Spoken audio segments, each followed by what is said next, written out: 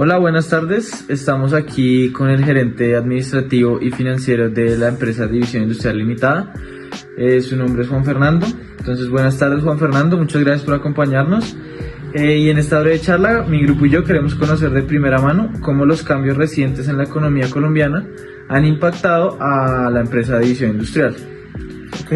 Entonces, la primera pregunta es, desde tu rol como gerente administrativo y financiero, ¿qué variable económica como la tasa de cambio, las tasas de interés, los aranceles o los impuestos ha tenido mayor repercusión en la empresa durante los últimos 2 años?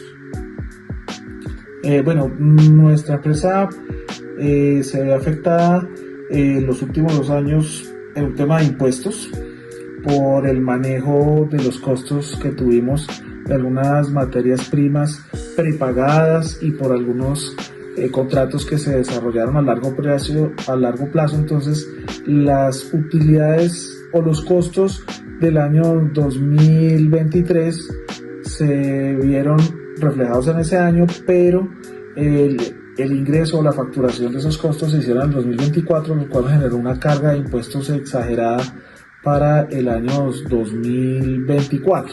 Tuvimos un impuesto que no era tan real para el año 2024. Solo para aclarar, ¿estamos hablando de qué impuesto? El impuesto de renta. Perfecto. La segunda pregunta es, la TRM y el precio internacional del aluminio y vidrio han sido volátiles en los últimos años. ¿Cómo ha ajustado la compañía sus procesos de cotización y compra para proteger los márgenes? Sí, como los precios del aluminio y del vidrio, que son nuestra principal materia prima, han subido y bajado, porque realmente han subido y bajado, pero generalmente han subido, nuestro sistema de costeo y de cotización a clientes hemos tenido que primero hacer cotizaciones a corto plazo. Es decir, yo le digo al cliente que el precio que le estoy dando es para 20 días máximo un mes. También hemos ajustado nuestro sistema de costeo en las cotizaciones cuando sabemos que un proyecto se está cotizando hoy pero se va a ejecutar después de 3, 4, 5 meses. Tenemos unos rubros ahí calculados dentro de la cotización que nos cubren un poco la posible alza para que en el momento del contrato que se firma hoy y con un posible aumento en unos meses tengamos cubierto ese sobrecosto que podríamos tener. Perfecto. La tercera pregunta es acerca del costo financiero y las decisiones de inversión.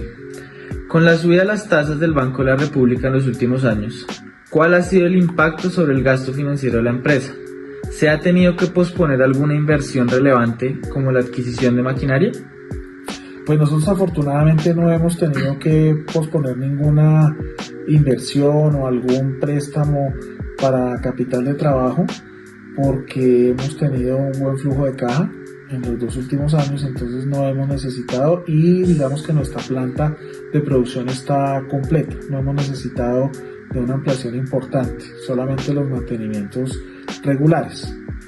La tasa de interés a veces nos puede, digamos que ha afectado un poquito en el sector, si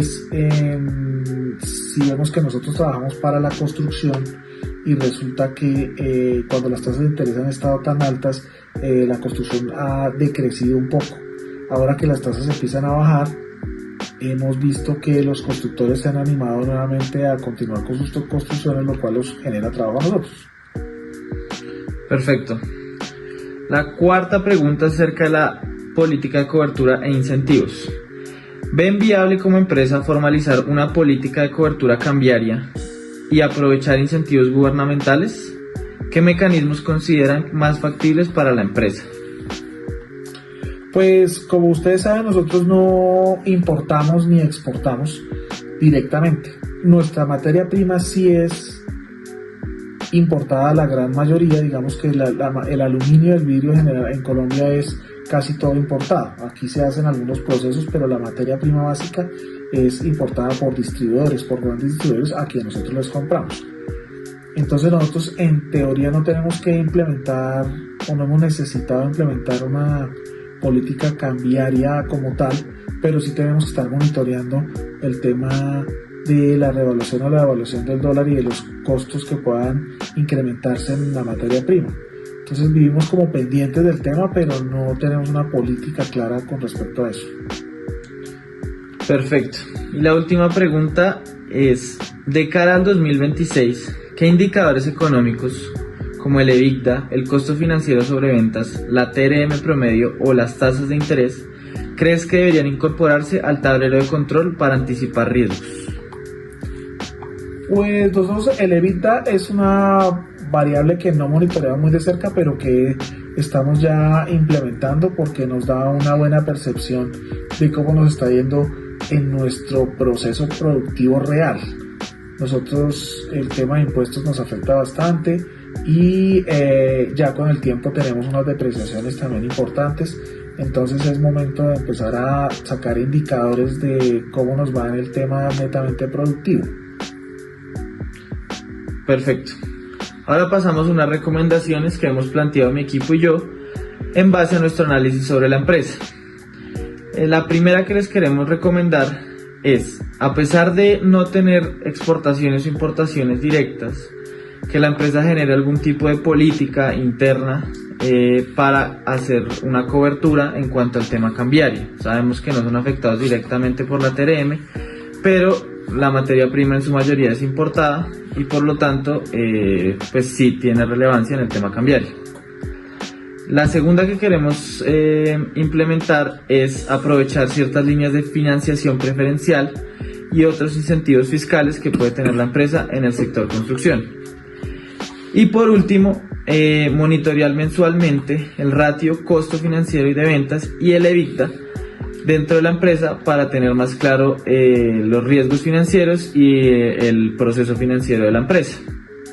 Y en base a esto, pues quisiéramos preguntarte, ¿cómo es la viabilidad de implementar estas acciones en el corto plazo? ¿Crees que tendrían algún beneficio o no son posibles?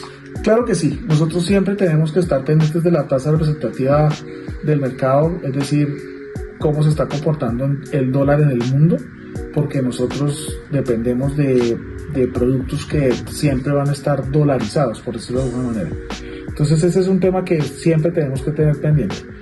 En cuanto a los temas de fiscales, está poniéndose de moda, por decirlo de alguna manera, algunas certificaciones LEED que tienen que ver con el autosostenibilidad y con el medio ambiente, que podrían ayudarnos a las empresas que trabajamos para la construcción, en la medida en que cuando los constructores obtienen esa certificación, se hace exento del IVA las compras o las materias primas para ese proyecto a toda la cadena, desde el constructor hasta el importador o el fabricador de la materia prima. Eso es un tema que vamos a empezar a manejar, estamos ya asistiendo a algunas conferencias que tienen que ver con el tema. Eso tiene unas características especiales, pero me parece que va a ser un gran incentivo para todas las empresas que trabajen para la construcción. Perfecto, y precisamente ese era el último punto. ¿Alguna recomendación adicional que quieras compartir con nosotros como estudiantes? Creo que fue pues esa muy relevante y no es más por el día de hoy. Muchísimas gracias. Gracias a ustedes.